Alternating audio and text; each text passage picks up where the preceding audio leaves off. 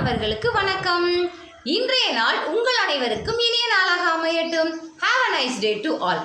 இன்னைக்கு உங்களுக்கு ஒரு சின்ன பதிவு சொல்லலாம்னு தான் நினைக்கிறேன்.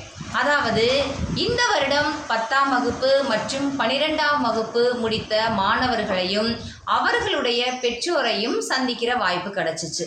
உண்மையுமே பெற்றோர்கள் என்ன நினைக்கிறாங்க அப்படின்னா, பெற்றோர்கள் என்ன நினைக்கிறாங்களோ அந்த குரூப்பை தான் தேர்ந்தெடுக்கணும், இல்லை அந்த உயர்கல்வியை தான் தேர்ந்தெடுக்கணுங்கிறதுல பெற்றோர்கள் ஒரு பக்கம் உறுதியாக இருக்காங்க. அதற்கடுத்து நம்முடைய மாணவர்களை பார்த்தோன்னா அவர்களுக்கென்று தனியான ஒரு இலக்கு இருக்குது. அவங்களுக்கு பிடிச்ச துறையை தேர்ந்தெடுக்கணும், அவங்களுக்கு பிடிச்ச கல்லூரியை தேர்ந்தெடுக்கணும் அப்படிங்கிறதுல அவங்க ரொம்ப உறுதியாக இருக்காங்க. இதில் பார்த்தோம் அப்படின்னா நிறைய குடும்பங்களில் பெற்றோர்களுக்கும் குழந்தைகளுக்குமான அந்த ஒரு கருத்து வேறுபாடு நிலவிக்கொண்டே இருக்கிறது. உதாரணமாக இப்போ நான் 10ஆம் வகுப்பு முடித்தேன். எங்கள் அப்பாவோட கனவு பார்த்தீங்க அப்படின்னா எப்படியேனும் என்னை ஒரு கணித ஆசிரியராக உருவாக்க வேண்டும்னு. ஆனால் நமக்கு தான் சுட்டு போட்டாலும் கணக்கு வராதே. எப்படியோ 10ஆம் வகுப்புல 93 மார்க்கை நான் கணிதத்தில் எடுத்தேன். எங்கள் அப்பா என்னை முதல் குரூப், அதாவது மேத்ஸ் குரூப்பில் இருக்க சொல்லிட்டு வந்துட்டாங்க.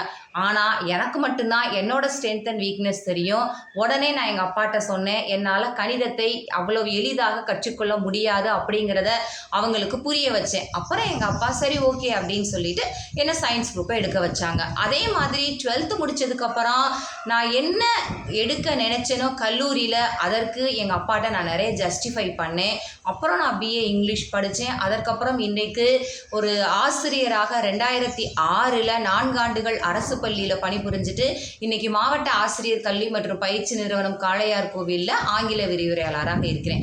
இதை ஏன் நான் சொல்ல விரும்புகிறேன் அப்படின்னா, அன்றைக்கு எங்கள் அப்பாவுடைய பேச்சில் நான் ஆணித்தரமாக இருந்து ஒரு கணித ஆசிரியராக ஆகணும் அப்படின்னு நான் மேத்ஸ் குரூப் எடுத்திருந்தா நிச்சயமாக 12ஆம் வகுப்பில் நான் ரொம்ப ஆவரேஜ் மார்க்கை தான் மேத்ஸில் வாங்கியிருப்பேன். அப்போ என்னுடைய அப்பா கிட்ட நான் புரிய வைக்கிறதுக்கு 2 பேரும் நாங்கள் கலந்து பேசினோம். எங்கள் அப்பா அவங்க சைட்லேருந்து சொன்னாங்க ஏன் நான் கணித ஆசிரியராக ஆகணும் அப்படின்ட்டு.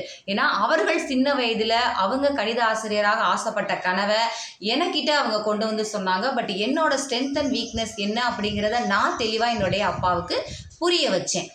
ஆகவே குழந்தைகளே, நம்முடைய கனவு என்ன, நம்மளுடைய ஸ்ட்ரென்த் அண்ட் வீக்னஸ் என்ன அப்படிங்கிறத நம்ம செல்ஃப் அனாலிசிஸ் பண்ணிவிட்டு அதை நம்ம பெற்றோர்களுக்கு புரிகிற மாதிரி சொன்னோம் அப்படின்னாலே பெற்றோர்கள் நம்ம பேச்சை கேட்பாங்க. இன்றைக்கு நான் அந்த மாதிரியான ஒரு டிகிரி எடுத்ததுனால பிஏ இங்கிலீஷில் யூனிவர்சிட்டி ரேங்க்கு, பிஏல கோல்டு மெடலிஸ்ட் அண்ட் எம்எடில் சில்வர் மெடலிஸ்ட் வாங்கிட்டு நெட்டு பாஸ் பண்ணேன். எம்ஏ இங்கிலீஷ் முடித்தேன், எம்ஃபில் இங்கிலீஷ் முடித்தேன், எம்எஸ்சி சைக்காலஜி முடித்தேன், தென் பிஹெச்டி எஜுகேஷனில் முடித்தேன். இதை ஏன் நான் பதிவு பண்ண விரும்புகிறேன் அப்படின்னா, நமக்கு பிடித்த படிப்பையோ நமக்கு பிடித்த துறையோ தேர்ந்தெடுக்கும் போது நிச்சயமாக நம்ம வாழ்க்கையில் என்ன பண்ணலாம் அப்படின்னா ஒரு உயரிய இடத்தை பிடிக்கலாம். ஆகவே மாணவர்களே, உங்கள் பெற்றோர்கள்ட்ட நீங்கள் உட்கார்ந்து அமைதியாக உங்களுடைய ஸ்ட்ரென்த் அண்ட் வீக்னஸை புரிய வைங்க. அதே மாதிரி பெற்றோர்களும் என்ன நினைக்கிறீங்க அப்படின்னா, நம்மளோட குழந்தைக்கு எவ்வளோ கெப்பாசிட்டி இருக்குது, எந்த துறையில் ஆர்வம் இருக்குது, ஏன் அவர்கள் இந்த படிப்பை வேணாம் அப்படிங்கிறாங்கிறத ஒரு 10 நிமிஷம் அமைதியான மனநிலை சிந்திச்சோன்னா இன்றைக்கு இந்த பெற்றோர்களுக்கும் குழந்தைகளுக்குமான இருக்கிற இந்த கருத்து வேறுபாட்டை தவிர்க்கலாம். ஸோ பெற்றோர்களே, நம்ம குழந்தைங்கள நம்ம புரிஞ்சுக்காம யார் புரிஞ்சுக்க போகிறா? நம்ம குழந்தைங்கள புரிஞ்சுப்போம். குழந்தைங்களோட ஆசையை கேட்டு அவர்கள் துறையை தேர்ந்தெடுக்க நம்ம உதவி செய்வோம். ஏன்னா உயர்கல்விங்கிறது ஒருத்தருடைய எதிர்காலத்தை தீர்மானிக்கிறது.